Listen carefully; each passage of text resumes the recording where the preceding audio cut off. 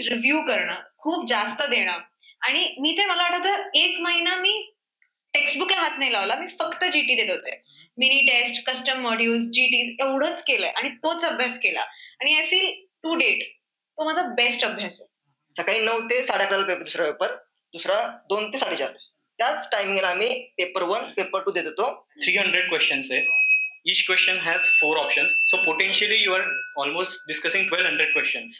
So जर 1200 questions चे 3 GTs म्हटले तर they are more than enough. म्हणून तुम्ही जीटी खूप द्या, स्टॅमिना बिल्ड करायला, रिव्ह्यू करायला आणि मेन म्हणजे जेव्हा तुम्ही एमसीक्यू सॉल्व्ह करता, तुम्हाला कसं अप्रोच करायचे क्वेश्चनला, तुम्हाला कसं रूल आउट करायचे क्वेश्चन्स, तुम्हाला ते एक्झामिनरचे इंटेंट कसं ओळखायचे, हे सगळं गोष्टी तुमची प्रॅक्टिस.